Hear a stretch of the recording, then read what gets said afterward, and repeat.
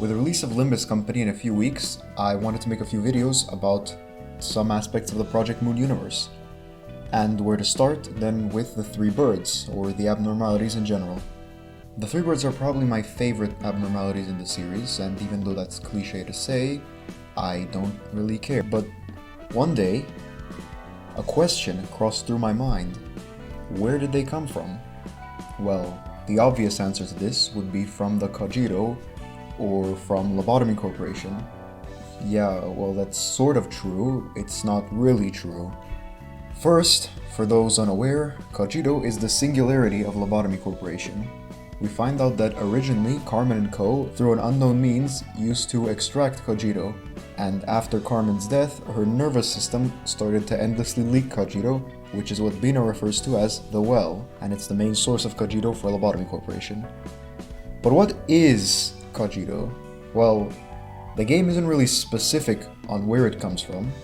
The most we know is that it comes from a place that's existed before humanity, which Angela refers to as the river, and its main ability is that it can physically draw things out of the human subconscious. This is the job of the extraction team, or more specifically, Bina. This is where the abnormalities come from, the human subconscious given form. Cogito is injected into an individual and their subconscious is physically extracted as an abnormality.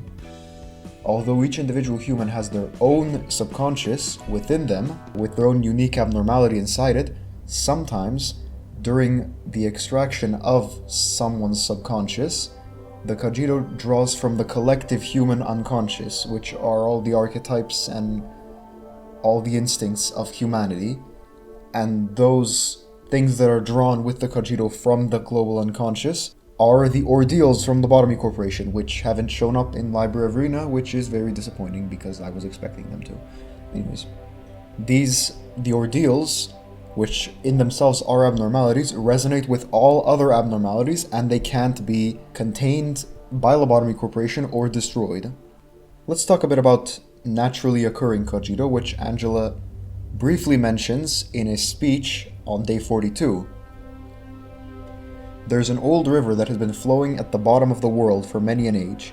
It is the source of everything but had been forgotten by mankind. Nobody knew of its existence, but somewhere in the world there are very small gaps or holes. It is through those which the river gently finds a stream. For instance, strange beings would sometimes crawl out of such a gap somewhere in the Black Forest, located somewhere in the outskirts. This goes to show that Cogito isn't exclusive to inside Lobotomy Corporation, it's just something that's always existed and has come into the world by chance. She mentions the Black Forest here, which if you see on this official map, it's this eastern part here, this southeastern part here. It's all the Black Forest, which is located in the outskirts, which she also mentions. The outskirts itself is another place that we barely know anything about, except that it has things in it akin to the abnormalities and ruins of the old wings and the leftovers of their experiments and singularities. But that's not what we're talking about here. The fact that there's a stream of Cogito in the Black Forest proves that the three birds we all know and love weren't made by Lobotomy Corporation and instead by Cogito itself. Which now opens up an entire new question. Why are the birds like this, and are they human? The art book and Angelus both say that all abnormalities are human, but these three seem to somehow crawl out of the stream of Cogito by themselves. The three birds themselves are a parallel to the head of the city. Big Bird represents the Beholders, B Corp, Punishing Bird represents the Claws, C Corp, and Judgment Bird represents the Arbiters, A Corp. The Beholders look for people breaking the rules or taboos of the city, the Arbiters pass unfair judgment, and the Claws deliver a harsh punishment. We can also reasonably assume that the head is meant to represent the Apocalypse Bird. This could open up some questions about, well, related to the story of the three birds, but that's a different video. Right now, let's just focus on the birds themselves. If they parallel the head, it could be reasonable to say that they were created from the minds of the residents of the city, because it's how they view the head. But if this is the case, that would make the birds not human, which breaks the one rule of all abnormalities so far, with the exception of the ordeals. So, what are they? Well, my theory is that there's something in between what the ordeals are and what the abnormalities are. They're born out of the collective unconscious of the residents of the city. All the true feelings they have about the head taken shape. The reason L Corp can harvest energy from them is because, unlike the ordeals, these are not unconscious feelings that every human has. They're just a few suppressed feelings that a large sum of people have in one place. And this sounds very similar to a distortion. But there's a problem with that, which is that distortions didn't exist back then outside of Lobotomy Corporation, because the seed of light hadn't been implanted into every resident of the city, so they had no possible way to distort. So they don't fit into the category of distortions, they don't fit into the category of abnormalities, and they don't fit into the category of ordeals. So we might as well just make up a new category for them and put the birds in here. And you would be surprised to learn that this category is actually mentioned a few times, not by name. It doesn't really have a name, but a few characters in Lobotomy Corporation and Library of Ruina make mentions of course, the outskirts, and more importantly, the ruins. Although the outskirts may seem barren, there are strange inventions and creatures that reside there, and as well as the non-humans who were the occupiers of the city before the head. That's also another thing that not a lot of people know, is that there were people living in the city before the head came there, and after that they were banished. So we can assume that since the Black Forest is in the outskirts, that these kinds of beings that form from the Cogito itself are formed here. Well, not all of them, but some of them. And further than the outskirts, we have the ruins. We know nothing about the ruins, except that any group sent on an expedition there has an incredibly low chance of survival, and some sort of magic is implied to exist there. Your guess is as good as mine to what that magic is. It could be ego, it could be something else. We might find out in Limbus companies. So yeah. Along with the magic, there are creatures there that are far more powerful than anything we've seen so far. This is just speculation, but maybe these types of abnormalities, which I'm gonna call anomalies from now on since I think it sounds cool, form in the ruins.